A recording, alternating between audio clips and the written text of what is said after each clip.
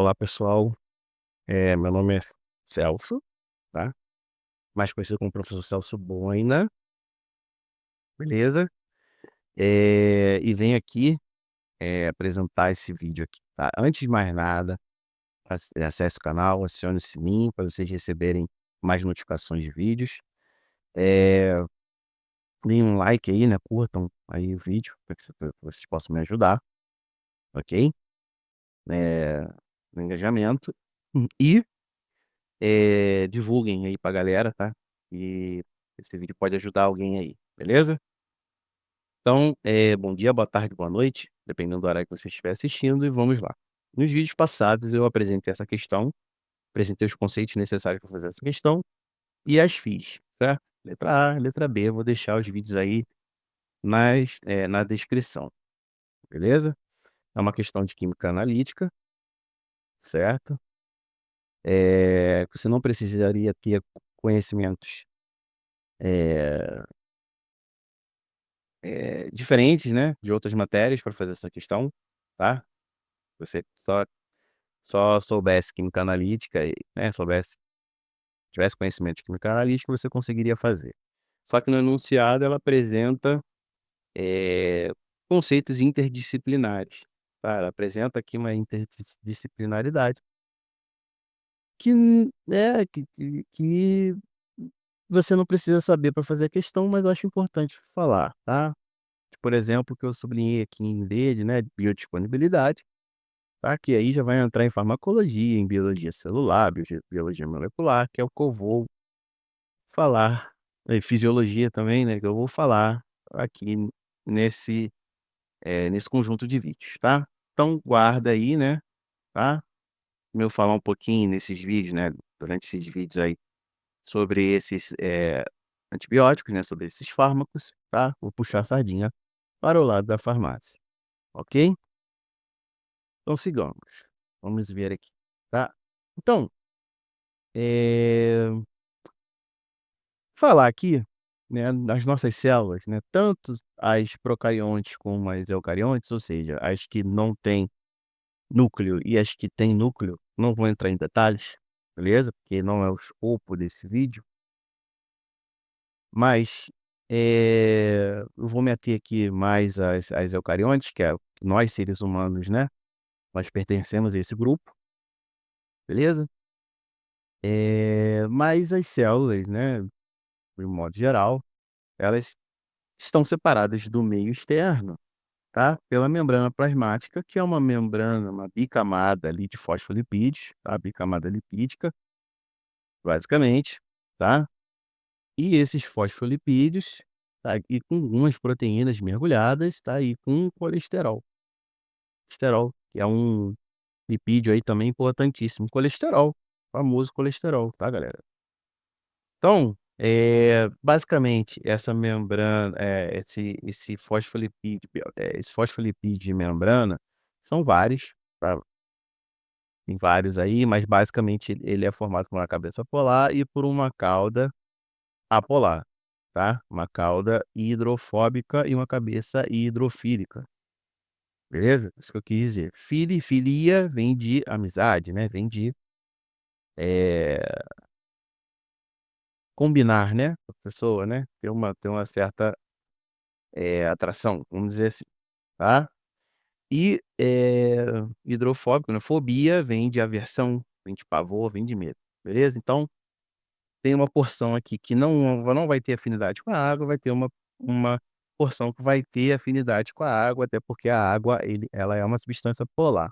Só que, eh, os fosfolipídios, eles, na sua grande maioria, eles têm um caráter majoritariamente apolar, ok? E são moléculas anfipáticas que têm ali, né, moléculas anfipáticas são moléculas que têm afinidade tanto pela água como por lipídios, né, vamos dizer assim, tá.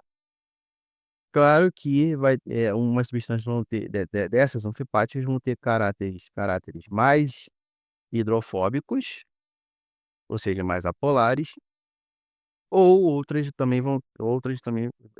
vão ter, outras moléculas anfipáticas vão ter caráteres mais, hidrofílicos, ok? mais polares, beleza? Ok. Mas note que aqui, né, também nós temos uma região de insaturação. O que que é insaturação, Ive? Aqui, molécula, eh, orgânica normalmente é formado por carbono, hidrogênio, oxigênio, né, enfim. Então, insaturação significa que tem aqui uma dupla ligação, uma tripla, né, mas no caso aqui tem uma dupla, tá, galera? Uma dupla ligação.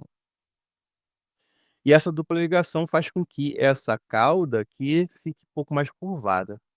Bom, se fica mais curvada, ela ocupa mais espaço ali, né, ela ocupa mais, espaço ali onde ela se encontra, beleza? Ocupando mais espaço, é questão espacial, né, galera? Ocupando mais espaço, ela fica mais afastada de outras moléculas, tá?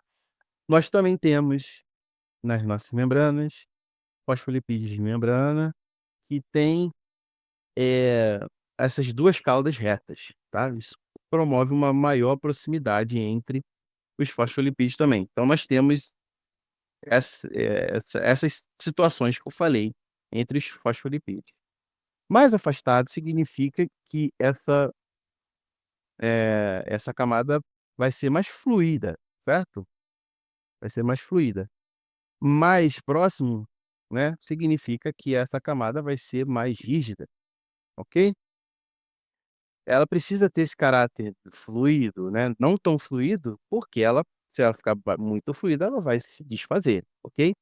Mas ela precisa ter, até porque esses fosfolipídios, eles não estão estáticos aqui na membrana, eles se movimentam.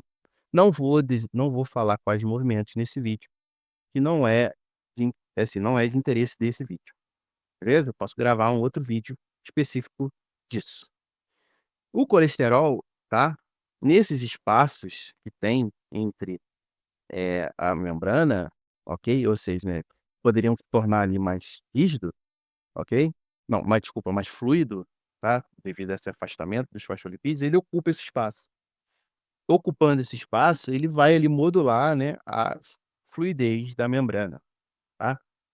E a membrana sendo mais fluida, por exemplo, sem colesterol aqui, significa que ela em menores temperaturas, ela pode ter mais facilidade de se separar, de se desfazer, beleza? Com o colesterol ali, ele controla isso também. Só você pensar na margarina, né, na manteiga que você compra. Pô, num dia que não precisa nem estar tão quente, tá 30 graus, 25, enfim, né, nessa temperatura ambiente, parte dessa manteiga, se você deixar em cima da mesa, fora da geladeira, ela vai apresentar ali um óleo, certo? Vai ficar oleoso, líquido, meio que líquido, né, vai ser liquefazer, tá? Para você ver como é que o ponto de fusão, né, dessa manteiga é baixo. Então lipídios costumam ter esse ponto baixo, tá? Então por isso que é a importância do, colesterol, pra manter essa integridade, vamos dizer assim, da membrana plasmática. É importante, né, que separa uma célula do seu meio externo, tá? Também seleciona moléculas que podem entrar, que é o tópico que eu vou entrar aqui adiante, tá? Então, como a gente pode ver aqui, né, ela separa a célula né, do seu interior, do seu meio interno, do meio externo, do meio extracelular, né? Intracelular, meio extracelular. Só que ela precisa se comunicar com o meio, ao mesmo tempo que ela precisa estar ali separada do meio externo, a célula precisa se comunicar com esse meio. Então, partículas precisam passar por essa membrana, precisam entrar, precisam sair, mas tem uma certa seletividade para poder entrar, para poder sair, tá? E essa seletividade se dá às propriedades físico-químicas dessas partículas, né, e também, né, das propriedades físico-químicas da própria membrana e também, né, de, vamos dizer assim, de proteínas que promovam essa entrada ou saída de certas partículas. E agora eu vou explicar mais ou menos, tá? Então tem que haver, né, existem os transportes passivos que não têm gastos de energia, né, e tem os transportes ativos que há ali um gasto de energia, majoritariamente sob a forma de ATP. mas tem outras formas também de se gastar energia, beleza? Tem um outro tipo de transporte ativo também aqui que a célula engloba a substância e coloca para dentro dela, chamado de pinocitose, ok? Também há gasto de energia, beleza? Eu não vou entrar muito em questão, tá? Mas tem alguns tipos de transporte ativo, tá? Uns que utilizam ATP, que são chamados de bomba, tem uns, né, que Syn-porte, antiporte. Syn-porte é quando 2 moléculas entram ao mesmo tempo, né, na membrana, no mesmo sentido, na mesma direção, e, antiporte é quando eles entram em sentidos opostos, né, uma molécula está entrando, outra molécula está saindo. Só que com esse movimento, seja ele syn-porte, antiporte, uma molécula aproveita o movimento da outra para poder entrar. E nisso, né, aí é energia cinética, vamos dizer assim, que há gasto de energia, tá? Aí, nesse caso, não há muito ATP envolvido, tá. Ok. Essa molécula ela pode ela pode, né, se difundir pela própria membrana, se ela tiver se ela for uma molécula apolar, tá, devido ao caráter majoritário apolar da membrana, lembrando que é uma molécula anfipática, porém, né, apresenta eh, um caráter apolar muito maior do que o caráter polar dela, né, que é a cabeça polar dela, né. E tem a cauda apolar. Então moléculas apolares e as pequenas vão atravessar, pequenas não, pode ser grande também, hormônios, né, e hormônios que passam com facilidade e hormônios muitas das vezes são moléculas grandes, gigantescas que conseguem passar a membrana plasmática. Ok, né, esse caráter apolar, hidrofóbico, beleza. Eh Moléculas polares, tá, pequenas, água, etanol, ok, que tem ali o seu momento de polo diferente de zero, moléculas apolares. Apolares têm um momento de polo igual a zero, moléculas polares têm um momento de polo diferente de zero, mas moléculas polares não apresentam carga real. Lembrem disso, tá? Bote isso na sua cabeça, moléculas polares têm um momento de polo diferente de zero. Não vou entrar muito na questão não, tá? Não tem carga real. Eles não apresentam carga real, é molécula nula. Ambas são moléculas nulas, né. A polar como as polares, essa molécula polar aqui, né, vamos dizer assim. Eu vou separar, tá, molécula polar de molécula carregada, tá. Molécula polar, ok. E moléculas polares grandes, né, pra você ver, ó, não entram, devido ao seu grande tamanho, ok. Moléculas carregadas não entram, não entram, tá. Ou seja, para essas moléculas entrarem, porque nós precisamos, né. Tem muitas moléculas carregadas que nós precisamos que a célula precisa, né, interagir, moléculas polares grandes, uma glicose, a célula precisa de glicose, né, pra sobreviver, ela precisa entrar na célula, precisa sair, precisa haver essa comunicação. Só que se dependesse só da membrana plasmática, isso não aconteceria, tá. Depende aqui de proteínas, que eu esqueci de falar aqui, isso aqui, ó, são proteínas que estão integrais, né, passando aqui integralmente pela membrana plasmática, tem proteínas, eh eh, periféricas que ficam aqui, né, aqui embaixo, ficam encostadas, mas não atravessam, né, a membrana plasmática, só ficam aqui encostadas, ok.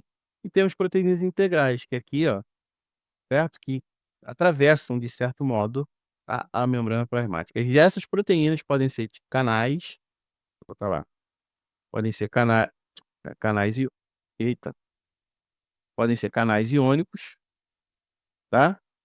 Canais iônicos ou isso aqui é canal de água. A água ela passa pela membrana, mas passa lentamente, cadê? Passa lentamente. Então, você tendo poros, né, você tendo canais aí que formam poros, facilita mais ainda a entrada de água. Temos proteínas que facilitam a entrada, né, de, eh